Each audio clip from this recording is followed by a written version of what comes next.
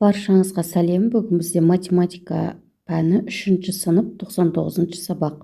Бүгінгі сабағымыздың тақырыбы текше тік бұрышты параллелепипед. Фотосуретке түсіру өнері. Бүгінгі сабақта сендер фигуралардың жазбасын дайындайсыңдар және оның моделін жасайсыңдар, оның орналасуындағы өзгерістерді түсіндіретін боласыңдар және соны түсінетін боласыңдар. Есептеу тәсілдерін қайталайтын боласыңдар. Бүгінгі менің видеом пайдалы болады деген ойдамын, сондықтан соңына дейін қараңдар. Бірінші есеп: жазбаны қара. Фотосуретші текшелерді үлгіде көрсетілгендей түсірді. Текшені сол және оң, жоғарғы және төменгі жақтарында, артқы жағында қанша нүктеден болатынын анықта. Енді текшеге қараймыз. Бірінші суретте дәл осы текше сәйкес келеді. Өйткені бірінші суретте екі нүкте берілген және де оң жағында бір нүкте берілген, жазбасы көрсетіліп тұр.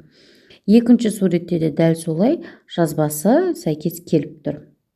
Текшені ал, нүктелердің орналасуын жазбамен сәйкес келеді ме деп тұр, яғни жазбамен сәйкес келеді. Мұқият нүктелеріне қарасаңдар.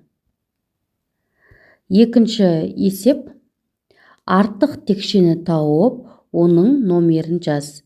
Енді бізге артық текше бұл жерде екінші номерлі текше артық бізде.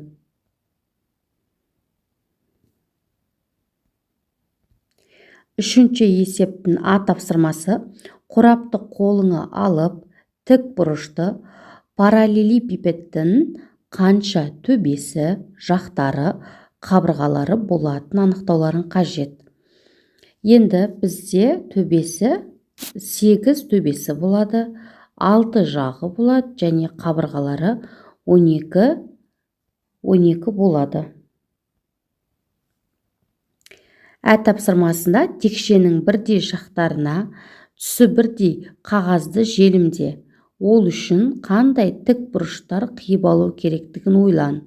Сен олардың ұзындығы мен енін қалай біле аласың дейді.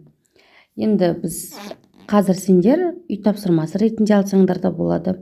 Дәл осы параллелепипедтің сызбасын сызып, соны жабыстырсаңдар болады қағазға.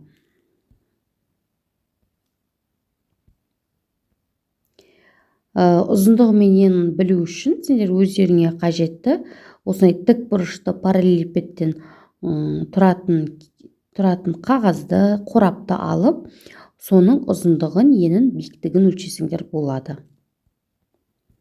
Төртінші есеп: егер текшенің үстіңгі жағынан қараған болсаң, төмендегі нұсқалардың әрқайсының астыңғы жағында неше нүкте болуы мүмкін дейді. Астыңғы жағында әрқайсында 2 нүкте болуы мүмкін. Өйткені ә нұсқасы бізге сәйкес келеді. Бесінші есепке назар аударамыз. Бұл жерде шартты есеп, яғни шарт құрып шығаруларын қажет. Мұқият тыңдаймыз. Екі фотосуретші бір апта бойы күнде табиғатты суретке түсірді. Міне кейіпкерлері тұр, суретте көрсетіліп тұр. Біріншісі күн сайын 25 суреттен, ал екіншісі 45 суреттен түсірді. Бір аптада қайсысы суретке көп түсірді және неше сурет артық түсірді. Ең алғаш біз шартын құрып аламыз. Бірінші фотосуретші 25 сурет, ал екіншісі 45 сурет. Бірақ екеуінің де бір аптадағы суреттердің санын табуымыз қажет. Содан кейін бары қайсысы артық екен және нешеге артық екен табуымыз қажет. Ол үшін бір аптаны айналдырамыз. Бір аптада 7 күн бар. Сондықтан 25-ті 7-ге көбейтіп аламыз. Бірінші суретшінің суретін табу үшін 175 сурет болады. Сонда бірінші суретші 175 сурет түсірді деген сөз. Ал екінші фотосуретшіні табу үшін 45-ті 7-ге көбейтеміз. 315 болады. Енді артығын табу үшін 315-тен 175-ті азайтасыңдар, сонда 140 сурет артық болыпты. Екінші фотосуретші көп түсірді. Ол бірінші фотосуретшіге қарағанда 140 сурет артық түсірді. Міне осылай есептің шартын құрып шығарасыңдар.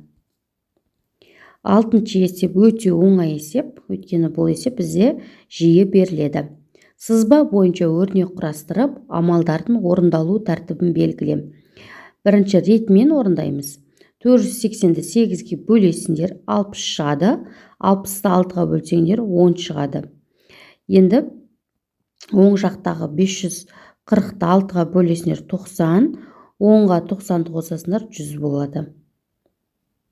Осылай сызып шығарсаңдар болады, немесе астында өрнек ретінде көрсетіп қойдым, солай да шығарсаңдар болады.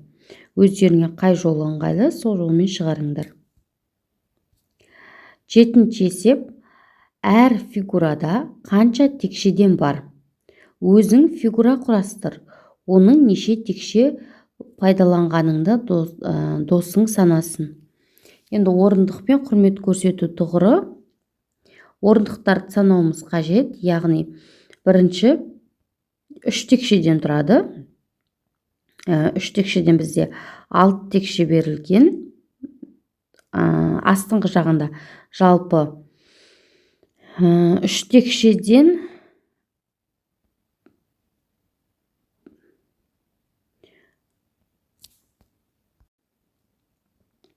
орындықтағы суретке назар аударамыз.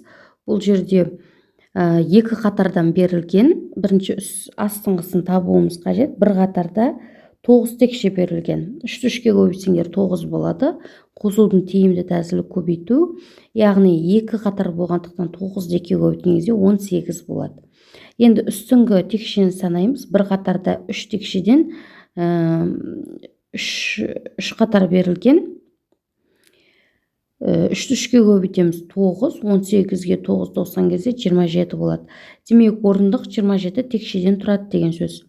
Енді құрмет көрсету тұғырын анықтау үшін астыңғы бөлігі бізде 3 текше, ені 3 текше, ал қатары енінде 3 текше берілген, қатарында 3, 4, 5 текше берілген. 3-ті 5-ке көбейтеміз 15 болады. Демек астыңғы бөлігінде 15 текше бар. Енді үстіңгі екінші қабаттағы текшені анықтау үшін 3-3-ке көбейтеміз 9. Енді үстіңгісі бізде 3 текше берілген. Яғни бір қатарда 3 текше берілген. 1-ді 3-ке көбейтеміз 3. Яғни 15-ке 9-ды қосамыз 24. 24-ке 3-ді қосамыз 27 болады. Демек құрмет көрсету тұғыры 27 текшеден тұрады.